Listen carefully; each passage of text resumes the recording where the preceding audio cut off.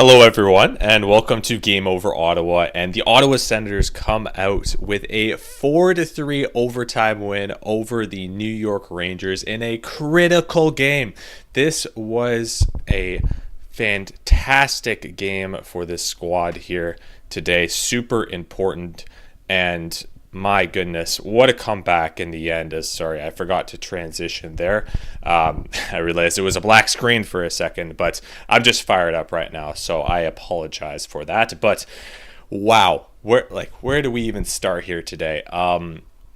Brady Tkachuk, just thank you for being an Ottawa Senator, because what would we do without this guy? I mean, absolutely unreal. We were pretty much down to the dumps towards the end of this game after that goal from Artemi Panarin. Kind of cheating behind the blue line and gets behind Gilbert and Hamonic. And yes, Ellis, go Sens, go. Absolutely. Massive win for the boys today. Just huge. Absolutely huge. 2 points, yes, the Rangers get one, but I saw that on the TSN broadcast, if we lost that game, we would have had a 60% chance, basically around that number, of making the playoffs, and now we have a 80% chance, I think. That's what it was around. So, absolutely amazing.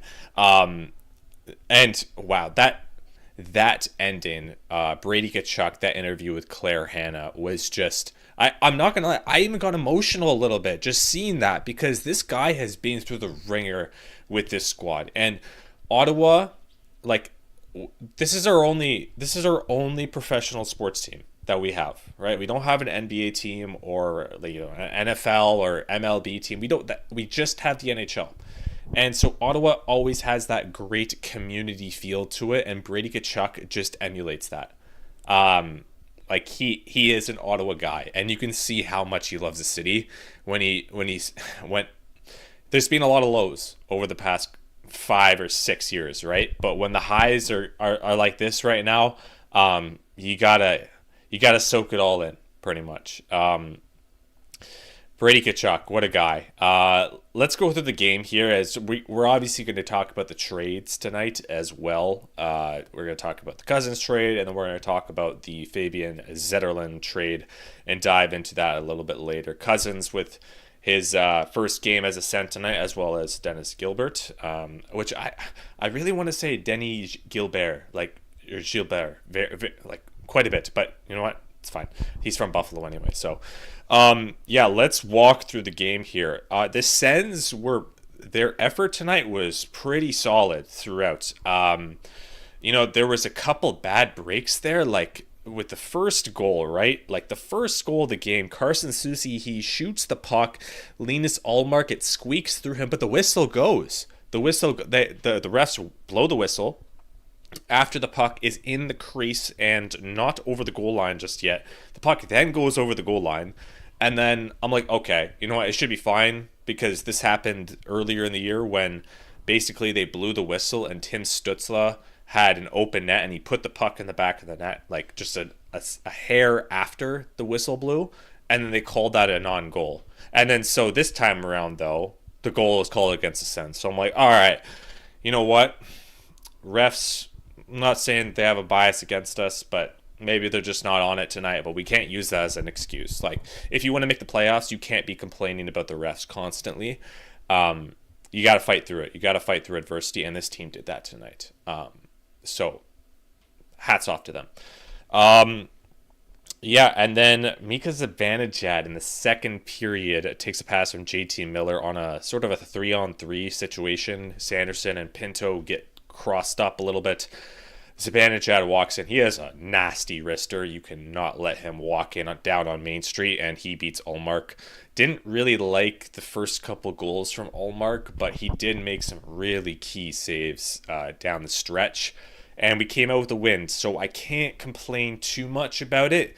It's not his best hockey, but we saw how awesome he was in December, so he's getting the points and he's giving the team a chance to win, and I'm okay with it. But shortly after, I think I'm looking right here, 11 seconds later, Brady Tkachuk, Adam Gaudette wins the draw. It goes back to Nick Jensen on the right point, and then he just throws a wrister on net. It gets tipped from Brady Tkachuk, and it goes through the 5-hole of Igor Shesterkin. Yes, JB, not the best game from Ullmark, but the boys bailed him out. I love to see it. Yeah, absolutely. Ullmark was not terrible by any means, but you need the offense. You absolutely need the offense. Ellis says, I want him back in December. Form so bad he was yeah, I know, but he had like a 956 save percentage. That's almost impossible to do that again, I guess, but we'll see down the stretch. He's started a lot of games recently. Ty says, I thought we got Ullmark to prevent having those goals like the first one. He needs to get back to form. Yeah, I mean, he's been a little weird recently with I don't know, it's like covering the puck and stuff like that. I don't think his confidence is down. It just seems to be, I don't know. I'm not a goalie, so I can't relate to this, but I feel like, sometimes you just know where the puck is. And recently it hasn't really looked like that too much, but Ullmark has been so-so. But I'll take that over being like what he was earlier in the year when he had like an 870 or whatever it was. Brady Tkachuk, though, is 25th of the year, makes 2-1 Rangers, and the Sens have a chance, right? And at this point, that's when the Sens really start, carrying the pace of play. Shots were sort of even around this time, and then they really started to ramp up the pressure. The Sens went 11-7 tonight. I think that's their first win, 11-7. I could be wrong, but please let that be the last game of 11-7. We are kind of forced to do it because Zetterlund is not in the lineup just yet, just because we made that trade super late. I think Steos had 20 seconds before the deadline. Crazy how he snagged that off. But Zetterlund, also being a Swedish citizen, maybe there's a couple complications, and also, being from San Jose as well. So I think he will be in the lineup on Monday, according to Bruce Garriock. But start of the third period, Artemi Panarin gets his 27th of the year. Okay, so Travis Hamonic, right? Hamonic goes out with an injury. I hope he is okay. Because that looked bad. That play looked bad. But Hamonic on this play, Brodzinski feeds a pass basically from blue line to blue line. Panarin sneaks in behind Gilbert and Hamonic. But Hamonic, being the right D and Panarin being the left wing, that's technically his guy. But at the same time, I think it wasn't just Gilbert back there. I think there was also another forward back there that I think that they should have covered Panarin. Out of all people too, right? You got to be wary when that guy's on the ice. You know what? At this point, Sens are down 3-1. They're down 3-1 with 12 minutes left to go in the game, and we're on home ice. The thing is, though, is that this team has not been good offensively this year. They have not. So forgive me, and I don't know about you people in the chat right now, but I don't have a ton of confidence when it comes to Sens comebacks with this squad, and especially with this core, because over the years, this team has failed time and again to have like key goals at key times. This year, it's been a bit better. Like, you go back to the Boston game at home. You could go back to even just 2 games ago against Washington. They get a point out of that magically. And Brady Tkachuk with that key goal. And, they got a point out of that game on the road against Washington, the best team in the league. So you can't complain about that. But 3 minutes later, the Sens get a power play off of a penalty from, let me check here. Who was that? I don't know if I can see here. Sorry, I cannot see, but I forgot what the penalty was. But anyway, it doesn't matter because it wasn't a power play goal. Just very shortly after, a shot from Chabot goes towards the net, and it's a battle out front. Dylan Cozens, and on that play, it was Perron and Chabot at the point, and it was a 2-on-2 scenario, which means that down low, there was a 3-on-2 scenario for the Sens. And Cozens battling for the puck, trying to get to the net. And this is what you want with Igor Shesterkin, because this guy was This guy was balling to start the game. Shesterkin, he was amazing. Uh, you just want to get the puck to the net. And that's been an issue sort of with the Sens when they do lose the game, is that they just play this perimeter game, and I don't like that, because if you're going to want to be a playoff team, you have to get the pucks to the net, and you have to have guys willing to go out and get the garbage goals. And really, Greg has been great recently offensively. Ever since that contract, he has looked quite solid. Like, this guy's not going to be an insane scorer in the league, but I think he's not on a point streak right now, but he has like 7 points in his last 10 games or something like that. And he puts the puck in behind the net, his 10th of the year. An underrated season so far for Ridley Gregg. After a tough start too. Dylan Cozens, first point as a Sen in his first game. It's a 5-on-5 goal, and the Sens are only down one. Only down one. And after that, there wasn't really a whistle for a little while. It was still 3-2 Rangers, and I was getting a little nervous because I kind of wanted a commercial timeout to happen, and it did happen with around, I think, 5 minutes, 4 or 5 minutes left to go into play. And just a simple battle in kind of the slot area. It's basically a 3-on-5 scenario with Perron, Amadio, and Pinto in the slot, and it's a bouncing puck. It's a weird play, but the boys, they just keep going at it. They keep going at it. Like, no matter what, you got to get a little lucky with stuff like that, especially on a 3-on-5 scenario where you, like, obviously the two other Sens were at the point and stuff like that. But sorry, I'm just reading this comment. Ty says, oh no, not Hamonic, who's gonna shoot the puck wide. Yeah, we'll get to that later. But the boys just they keep with it on this play, and I love that. The urgency, right? No matter what line it is, because they were going 11-7 tonight, they just keep battling. And I think it was Perron threw the puck towards the net. Amadio keeps going for it, and at the last second, Perron pokes the puck just under Shesterkin's glove. Like, if it was a millisecond before that, it would have been covered and it would have been a blown whistle. But Amadio in front of the net is alone and scores and ties the game up. And wow, Amadio with the tying goal. Like, who would have expected that, right? Who would have expected that?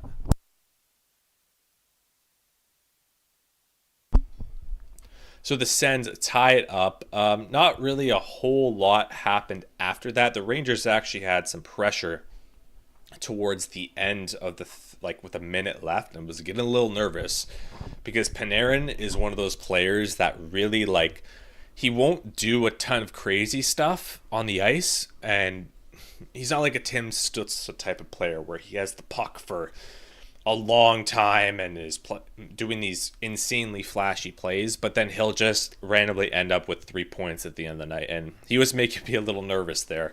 But luckily, the Sens, they snag a point, and I'm saying, okay, you know what? It's not the end of the world. The Sens come out with a point here. The Rangers have been good.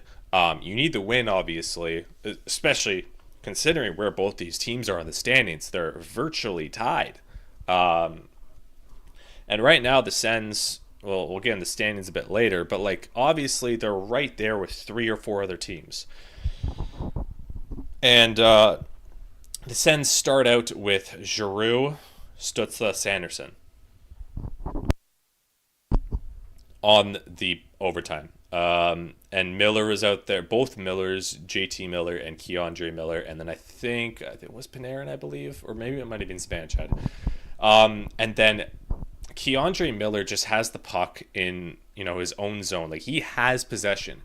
He feeds it over to JT Miller, who, you know what? Like, that's a lazy play to do, man. JT Miller thinks he's going to corral the puck in his own zone, too, like in stride, and then he reaches back because the original pass wasn't great, but then Miller just keeps skating. Like, he doesn't think that, oh, okay, this actually is kind of a bad pass. I'm going to stop and corral it, and we'll just try the outlet again, redo the play and stuff. And the Sens get a free opportunity here. Stützle picks it off because he's covering Miller. and kind of near the blue line, still just feeds a pass, and I'm like, at the with the camera angle, I wasn't sure who he was passing it to because Brady was just coming in with full speed on the right side, and no one was picking him up. And Stutz, a great pass to Brady, who scores his, I think it's his fourth OT goal. I think of the year. I could be wrong. It could be wrong. But he's so clutch. He's so clutch. And the Sens come out with a 4-3 overtime win. Beat Shesterkin. I thought we weren't going to score more than one goal against this guy because Shesterkin is always plays phenomenal against the Sens. You could even go back to like the 10th game of the year or whatever. We scored one goal and we put on like 45 shots and we lost the game 2-1, I think. This was on the road against the Rangers. And man, that interview, like Brady is what a player, what a guy too. We've seen him kind of grow up here. He comes in as a 19-year-old, fresh out of college, fresh out the draft, and changes the culture and the locker room of this team that was needed. You go from Erik Karlsson to Brady Tkachuk. There was nothing wrong with Karlsson. It was just the locker room was screwed back in 2018, and we needed a shift in sort of culture, I guess, if you want to call it that. But Brady Tkachuk has been a perfect leader for this squad. Let's see here. Ellis says, I was having visions of that first Rangers game until they popped up. Yeah, because that game we played so good. It was just a bad goal at the bad time. And the Rangers are a good team, right? They're a good team. They're a veteran team as well. They're going to figure out a way to come out with a couple points. And you've seen that. Ty says there was a lot wrong with Erik Karlsson. I mean, I can't say anything about what the locker room was like, obviously, but we knew that it was broken, and I'm not sure who to blame and stuff. But he was a unique leader, that's for sure. And like I would want him back. It's just he's a little bit he was a little bit contentious at the time, and he demanded a lot of his players. And it's not really that's really not a knock on him. It's just certain players and certain guys have leadership styles. So, hey, he was my favorite player too growing up. So a little bit of a bias, but yeah, Sens come over with the 4-3 win. Player of the game, there was a ton of great players, but I got to go with Brady Tkachuk tonight. Almost pushing 30 goals underratedly. He has not been great offensively this year. He's gone through a big dry spell, and I think it was January. But here we are, and he's putting his best hockey out there in a crucial stretch for this team, and he looks really good. There's still a ways away for this team to make the playoffs. There's still a ways away, but they gotta get a good streak going here over the next 20 games or so, because their record is not great. It's not bad. It's not bad whatsoever, but in a way they're a little lucky that they are in a playoff spot, because if I do the math here, right, they have a record of 32-25-5. They have 69 points in 62 games. Very nice. They are on pace for 91 points in the standings. I think last year Washington made it with 93, so it's not the best pace in the world. So they need to go on a little bit of a streak here, but they're lucky that the sort of top six in the divisional spots they're very good. So they've held quite a bit of the points, and then there's that big bulk there, basically from Ottawa until, I guess if you want to lump Boston in there, that's 5 points difference, which is Ottawa, Columbus, New York Rangers, Montreal, Detroit, Boston. There's a lot of teams, and you could even just throw in the Islanders for fun at 63. So, the Islanders and the Bruins aren't making it. Probably not. They got like a 5% chance, but there's still, the race is still on. It's still on. You just got to bridge the gap a little bit. And the Sens are playing some better hockey as of late. Thank God that, Brady and Pinto are back in the lineup, because without those two guys, and then you throw in Norris as well, we were not doing great. And you could see that there was a lot of holes on this roster. But yeah, uh, what a game, guys! What a game! One of the best of the year too. Like the Sens put on a great performance from top to bottom. They just got a little unlucky. They got a little unlucky. And but we still come out with the win. We still come out with the 2 points, and that's what I've been saying the entire year is just get the 2 points. I don't care about goal differential. I don't care about highlight plays. I don't care about a guy's particular plus minus on a night, as long or a goalie save percentage. Just get the 2 points and move on. And it's going to be a lot better for this squad going forward if they just have a winning culture, and they're starting to build it. It's not just there yet because their record isn't the best in the world, but they are in a playoff spot, and right now they would be playing the Florida Panthers, which would suck, but we'll get to that later. Okay, before we dive into period number 2, covering the Dylan Cozens and Josh Norris trade, I just want to talk about Hyperdrive Hockey. Hyperdrive Hockey is our flagship podcast here on Game Over. We have episodes on every Tuesday and Friday with Max, Daphne, and Kev. It is uploaded on all platforms. I typically watch it on YouTube, but I'm not going to force you to pick whatever you want. It's about big stories going around in the hockey world, whether it's here in North America or in Europe, prospects, anything like that. Make sure to check it out, and we love all the support we can have here on Game Over. Okay.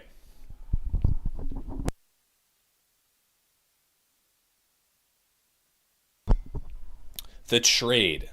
We'll talk about the big one, which and anyone who has any thoughts with that trade, please throw in the chat, because it was I wasn't expecting the trade yesterday. Like talking about the Josh Norris one, Dylan Cozens coming here to the Sens. I was not expecting that trade to happen at the trade deadline. That is a classic off-season move. Classic. When you have the money, and I feel bad for Norris. I'll start off with that. It's weird. It's crazy because you feel like this guy was drafted by the Sens, and he wasn't. He was a 19th overall pick, I think, for the San Jose Sharks, and it was traded in the Erik Karlsson deal back in September of 2018. Plays 1 year in Michigan, signs a contract, has shoulder surgery after his season ends, signs a 3-year entry-level contract with the Sens from 2020 up until 2022, and has an insane rookie year in Belleville, dominates down there. Unfortunately, the season gets put on hold because of COVID, and then he comes up the next year in the, I guess if you want to call it the COVID season, where there was no fans, and puts up a good point total. I think it was around 35 points in 56 games. And he was tasked with like the hardest matchups. He was going against McDavid and Matthews I don't know how many times, like 16 out of the 56 games that year. He's throwing Scheifele, Pettersson, Miller, all those players. And he was a rookie. And he did really, really well. And I remember even the analytics were very solid at that time on a team that was not good analytically, and showed so much promise. And then even the next year, he was even better. The team sucked, and they were sort of, power play merchants per se, but he scored 35 goals in 66 games. But the key was the 66 games, and it was not he didn't have a shoulder injury that year, I don't think. He had, he lost 16 games in the regular season. Pierre Dorion signs him a 8x8 contract. Now, at that point, the Sens had signed Claude Giroux. They had traded for Alex DeBrincat at the draft, and there was a ton of momentum. And the talk about the team for the longest time was, okay, no one wants to stay in Ottawa. No one wants to stay in Ottawa. And then it sort of shifted. I'm just going to throw in Colin White there because he was actually the first guy out of the Melnyk era that signed a long-term contract with the Sens. He signed a 6-year deal. And, didn't sign a 3-year deal and then wanted to go to free agency. And then Thomas Chabot signs an 8x8 in the fall of 2019. Brady Tkachuk signs a 7-year contract after a long summer in 2021. Signs a 7-year contract at the start of the season. And then the next one up is Josh Norris, and he signs an 8x8. And I think at that time period, Dorian was just like, okay, he wants to sign here long term. Okay, just get it done. Get him locked up. Sure, maybe the AAV might be a bit high now, but down the line it's gonna pay off. The cap's gonna go up, and he's gonna get better. And Josh Norris, after that 2022 season, is what never scored at that pace again. He was never first of all, we'll get into the injuries, but after, he was never scoring a ton of points. Was a good two-way centerman and good on faceoffs and could kill penalties and always had good shooting metrics, but overall he can never really, never put an 82 game season together. And it's crazy. He didn't even play 250 games for the Sens. He didn't. For a guy that was in the core, right? You think of Brady, Timmy, Drake Batherson, Josh Norris. Those are your 4 guys up front.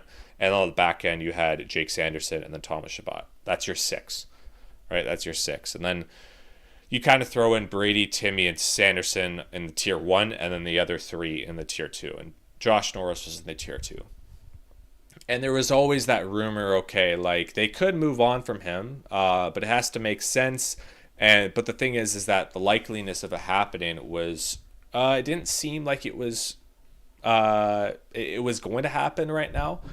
There was apparently 4 teams in on him at the trade deadline, but we didn't really feel like it was going to happen. And the issue with Josh Norris is, the big one is just the injuries. It's the injuries and the ability to play 82 games. And that's not his fault. It's not. I don't like knocking guys for injuries because a lot of this stuff is just unluckiness. And we're all different at the end of the day. Like a guy like Brady Tkachuk is a mammoth out there and he doesn't really get injured that much. Josh Norris, I don't know what it is with his shoulder. I don't know where it all started. I mean, he hurt it in Michigan back in 2019, but he's had 3 shoulder surgeries. That's a lot. That's unreal that you have 3 surgeries in the span of, I think 4 years, 5 years? Yeah, 5 years. 3 in the same area?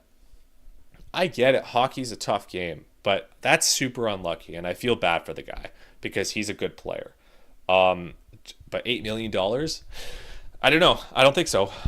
He's probably a $6 million player, I would say. 6.5 maybe right now. And it's going to suck to lose him. It's going to suck. Because he never got the chance to really be a part of something here in Ottawa. He's going to Buffalo. He's going to the Buffalo Sabres. Right now, he's going to the Buffalo Sabres. Not in the offseason, and not in the offseason after the Sens maybe have a chance of making the playoffs.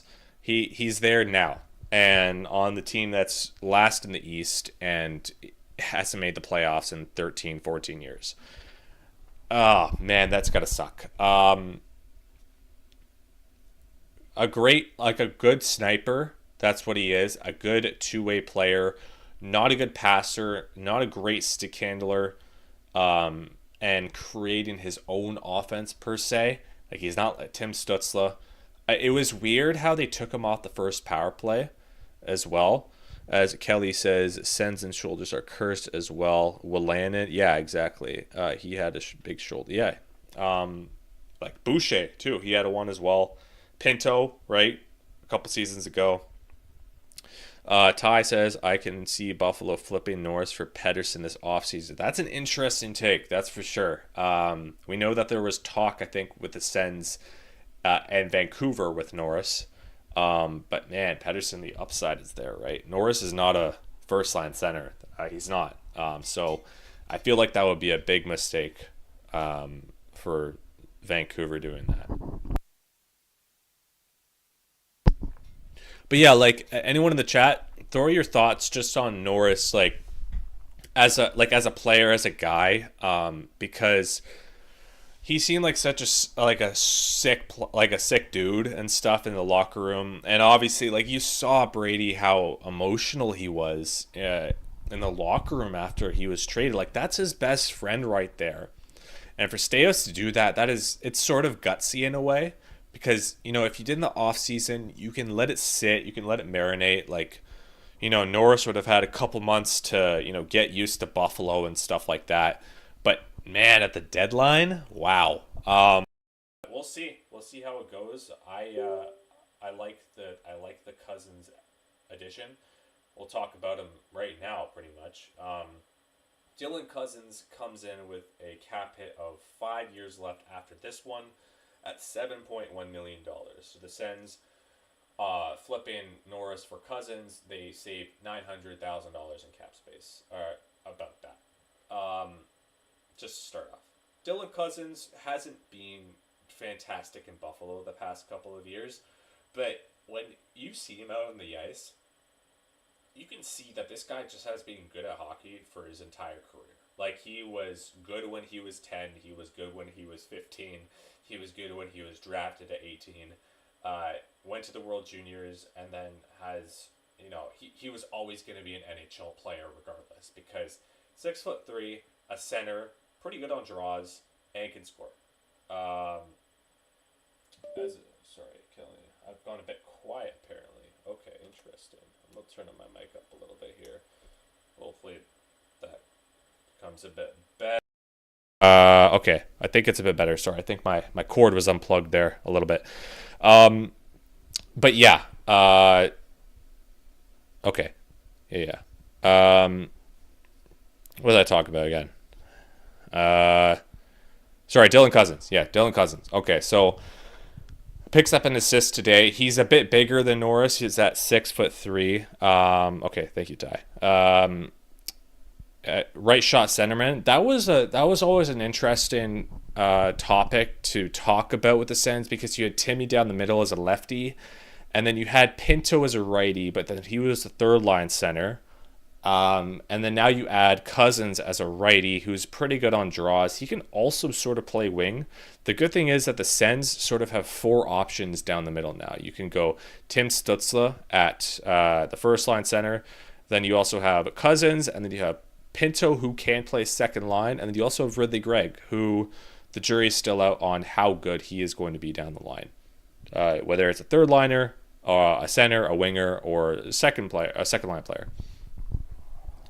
But the Sens have options now, and the way I look at it is now you have two lefties in Stützle and Gregg, and then two righties in Pinto and Cozens. So you got some options there on the draws, and most guys at around 50%. Not Stützle and Gregg, but they'll get better. They'll get better in the long term future. The Sens actually get younger from this trade too. Cozens is 24 and Norris will be 26.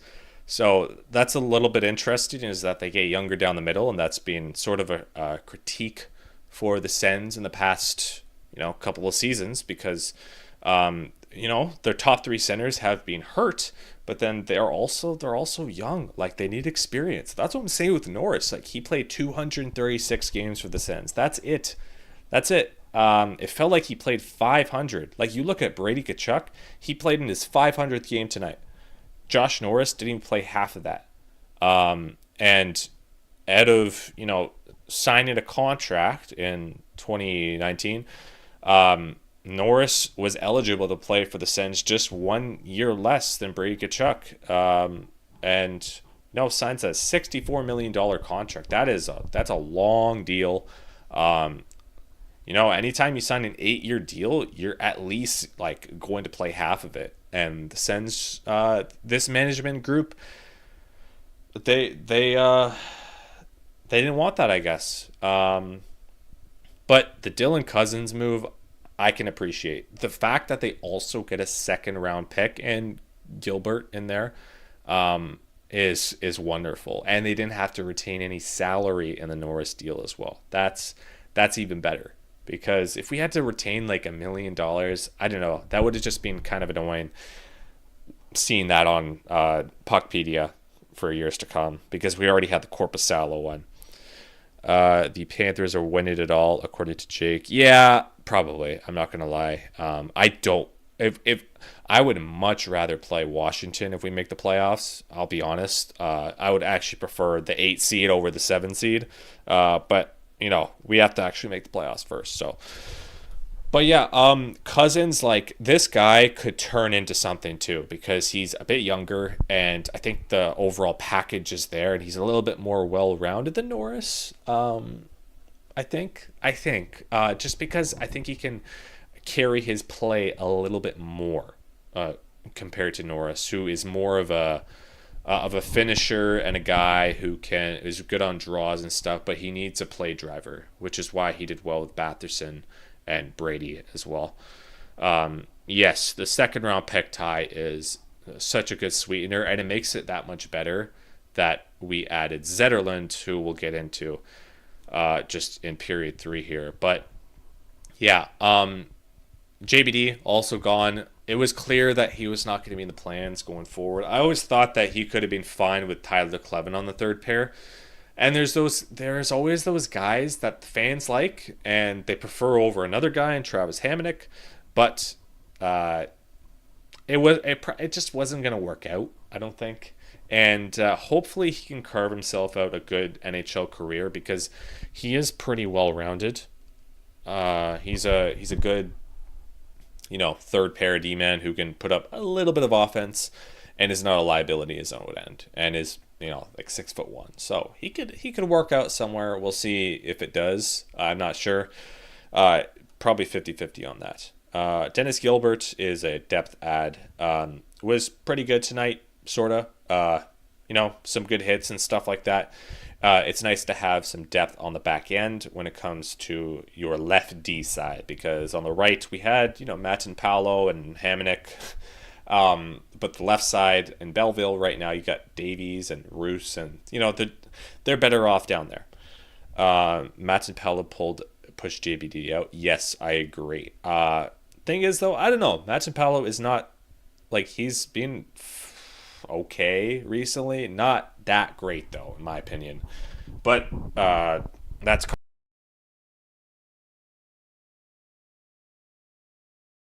on the Zetterlund trade very shortly. But if you want to support our channel, please click the link in the description below and support our startup, as we're around 30 young journalists here in Game Over, and this is a startup, right? So if you have a couple spare bucks to chip in, we would greatly appreciate it. Okay. The Fabian Zetterlund trade, which, man, for weeks and months it felt like, okay, Ryan Donato, he is a great friend. Is he a cousin? No, I don't think he's a cousin, but he's a great friend of Brady Tkachuk. He was at his wedding and stuff. There's the Massachusetts connection there, and he's having a good season on Chicago. The thing is with the Sens, right, is that they were so tight up against the cap, and there wasn't really any other players that they could trade off of their roster. You could have thrown in Forsberg, but the thing is you would have had to get another goalie in there, so it would have been tough. So Norris was really the only expendable guy. No one was going to trade for Perron. Amadio maybe, but you kind of want him in your lineup. Greg on an ELC. Pinto, you're not trading, obviously. Giroux, you're not trading. On the back end, you're not trading Zub or Jensen, who are around $4 million. Hamonic, no one's going to want. So you're kind of forced to trade Norris, the guy who sort of has value. But then that trade from earlier in the day opens up a little bit of room, right? You save a good amount of cap space. And the thing is with the trade board, reading the trade board going into this trade deadline, there wasn't a ton of cheap guys available. There was Ryan Donato, who was making $2 million, but the thing is that the Sens had like 500,000 in cap space, so you can't even add a player pretty much unless you get like quadruple retention. So the thing is though is Zetterlund kind of was a guy that was not thrown out there because Kelly says can't trade Hamonic anywhere. Yeah, he can't even go to the AHL. It's not even eligible, so you can't save cap space there.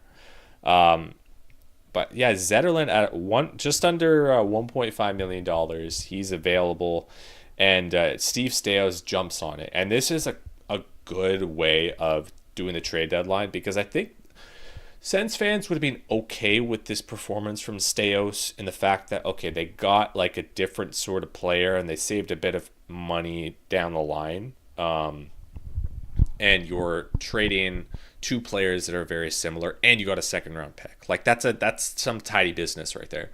And I think Sens fans would have been okay with that. But Steve Stais was not done. And I like how they kind of took advantage of the Sharks in a way. In the last couple minutes of the trade deadline. Now, like they did give up some stuff in the deal. They gave up Noah Gregor to start, who he was not good in my opinion. Fast player, but couldn't really score and create his own offense. They give up Zach Ostapchuk as well, which was an interesting one. I thought they would have held on to him and kept in the AHL next year a little bit, and then he would have played some NHL games as well, but he goes in the deal as well. They also give up a second round pick in this year. The second round pick they got from Buffalo was in 2026. So you kind of giving up a second is a little bit pricey, I guess, but the thing is with Zetterlund is that he is an RFA this offseason, and Zetterlund is on pace for about 48 points right now in the regular season.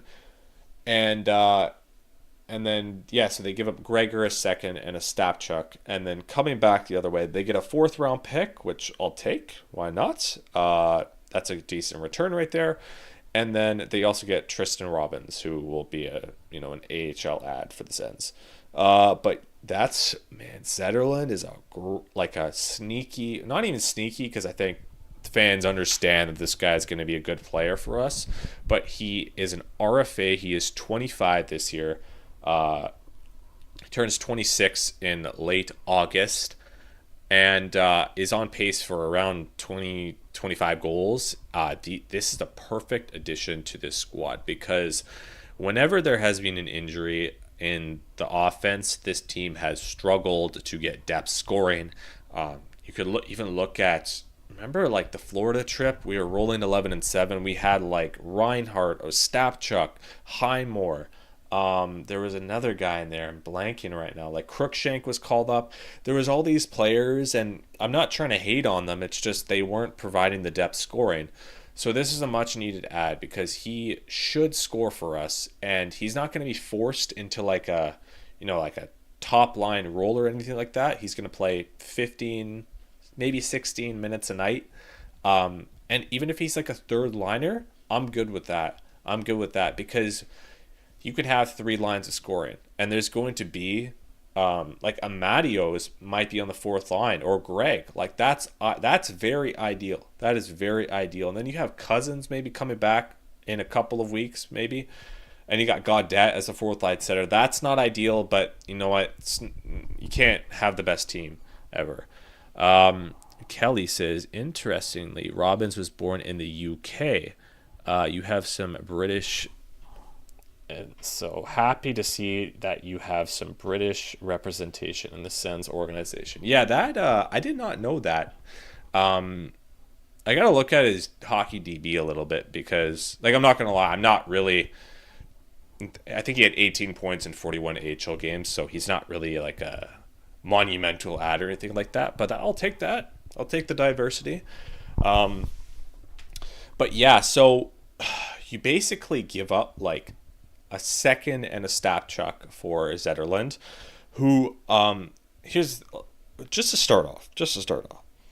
If Claude Giroux leaves in the offseason, right? If that happens, because he hasn't signed a contract, Fabian Zetterlund can probably just jump in there and play in the top six. And he could probably put up 45 to 50 points, and you can't complain about that.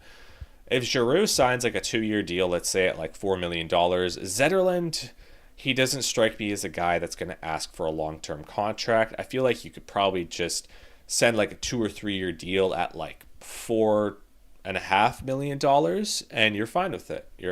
You like, that's a middle six scorer, a guy who can play on the left or right wing, and can put up 20 to 25 goals and be like a shooter, because this team needs more shooters. My goodness. He is 5'11", but he is like a dog out there. He is 220 pounds, throws a ton of hits.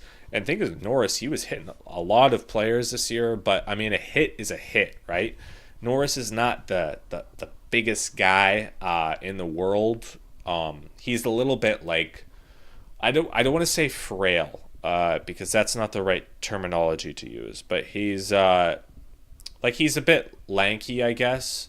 He moves well on the ice, but Zetterlund, I feel like, is more of like a beast, you know. I don't know. I hope I'm saying that right, but yeah, he's gonna provide some nice offense when it comes to his some goals just to start off. I hope he transitions well from San Jose to Ottawa, because when he got traded in the Timo Meier deal in 2023, he had 3 points in 22 games with the Sharks, so he really struggled there.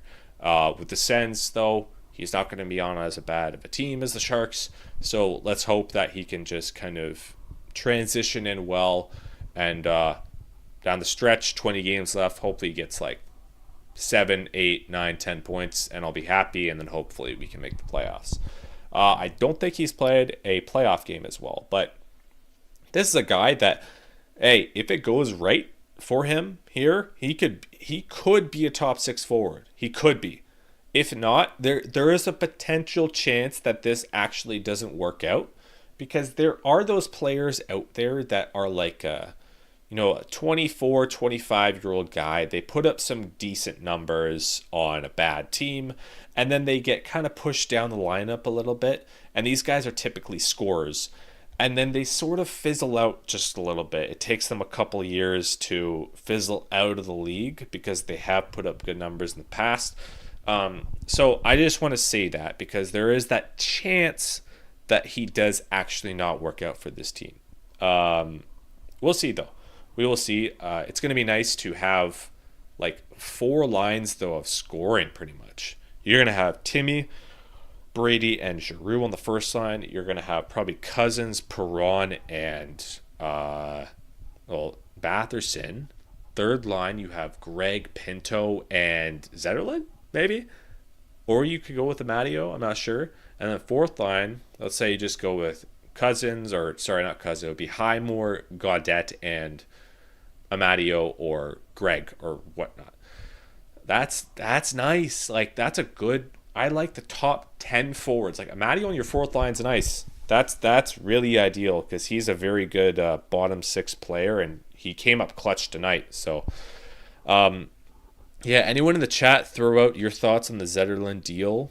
But it's going to be a little tough to lose a Stapchuk, but I didn't like how we were developing him this year, because he played over 40 games, half the season for the Sens, and unfortunately he was just not ready yet.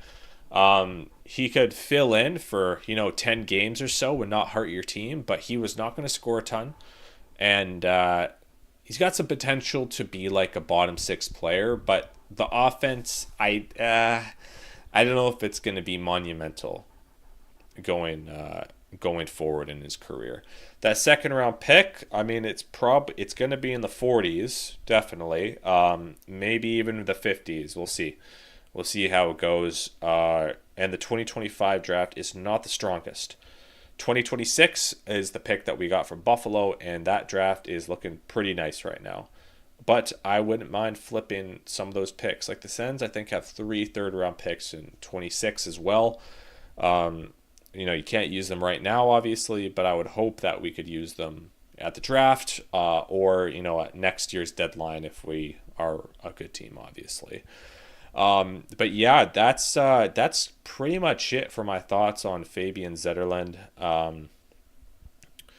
I think it will work out, and I would hope that they sign him to like a 3-year deal once we are in the offseason. Ty says, glad we got Zetterlund over Donato. Yeah, because Chicago hasn't even re-signed Donato. They kept him. Which is interesting because you could have got like a second at least. I would have taken that. I know they were asking for a first for him, but that's a little greedy in my opinion. Kelly says, had been considering Zetterlund for my fantasy team. So interesting to see how he is in Ottawa. Yeah. I didn't realize he was having that good of a season as well, actually. That's one of those players that I never thought would be actually like on the board and be an Ottawa Senator. Ty says they were also asking for too much, talking about Chicago. Yeah, they were. Straight up. Donato is doing great, but the thing is, this is a guy who has been a bottom 6 player for the rest of his career. And he's having a career year right now. And asking for a first, like, he's not a defensive player. Like, you go back to, I don't know, like the Blake Coleman trade for Tampa Bay. They got a first for him, but the thing is, Blake Coleman could put up offense, and he could also kill penalties and, like, take faceoffs and stuff. Donato is an offensive guy, and that's it.